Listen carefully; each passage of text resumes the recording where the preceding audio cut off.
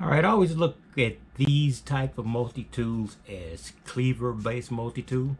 Uh, this is basically, it's very small, but it's considered a tool for vehicles and for other special survival type situations. So you have a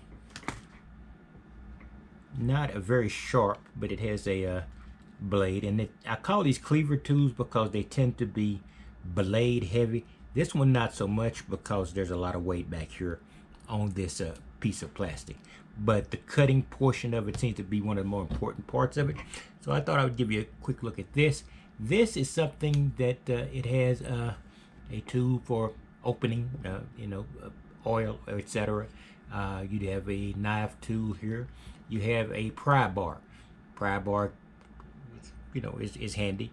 You're not gonna get a lot of leverage out of this, but it's not exactly a waste. And I will be putting this in my vehicle, because it's not something I'm going to use on a daily basis, and I will need to sharpen these considerably.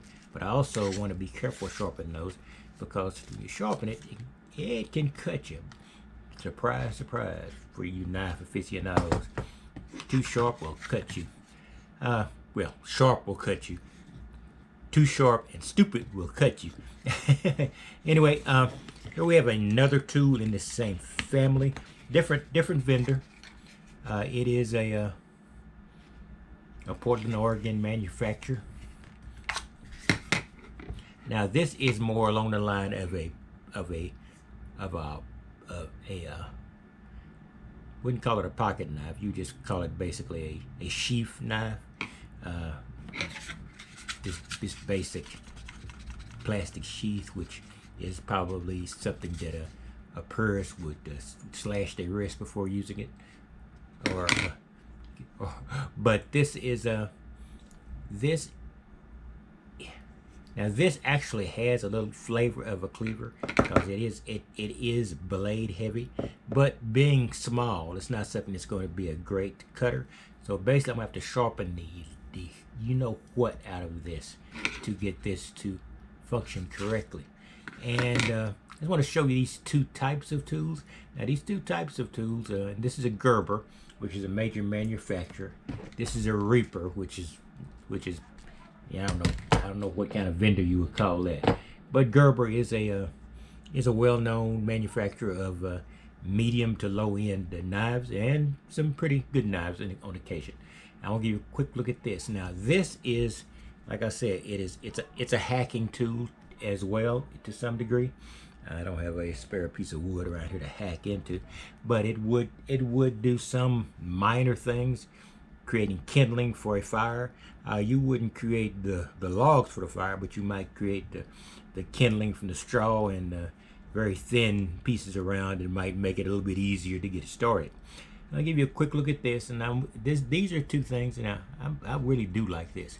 I might be carrying this with me in a sheath type situation, or sheath to my waist, and even in the urban areas, you could use this. Now I'm not saying you could ever use it for a weapon, but it's just nice to have a knife around. And if you don't have a pocket knife, then you can have a knife on your belt.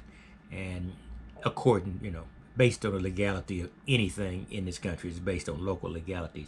So take that in consideration. And like I said, this is a Gerber, and Gerber is a good medium quality knife. It's not a high end, but it do have some products that temper on that high end. So I'll give you a quick look at this, and these are two more of the other knives I've been collecting. I'll bring out the other one. This one has a cutter here, so it will allow you to cut cable or something, or rope would be additional there. It also has in here a sort of a wrench type thing for hex within a very small range, a hex size. So you can actually use this to get a nut off of a bolt, or even a hex screw out with the nut on the opposite side of whatever you're unscrewing from.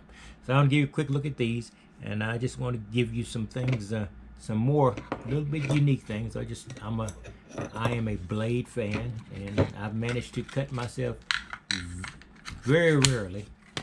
And the one thing threw me off is this clip, and it is a serious clip. Now you really need a serious clip if you're carrying a blade of any sharpness.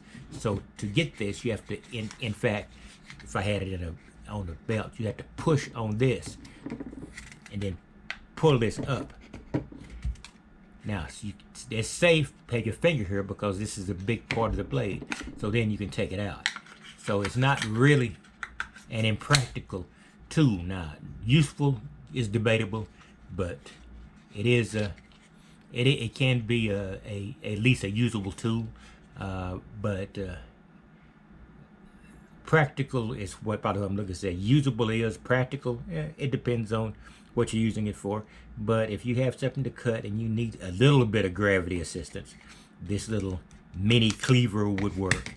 And this also has also because of its weight, you consider this in the cleaver family as well, though it's still a knife. Because technically a cleaver is a knife. Anyway, so get these things folded up and put these in here. So I better put it in the right way. And we'll just clip this in. And that's something to a couple of other things I'm going to do. I'll be doing I got a exercise video, which is other part of this channel. So it's somewhat guy stuff and somewhat how to become a guy that lives a relatively long and fruitful life. So I'll stop right here, and I will get back with you with another video very shortly. And I'll see you later.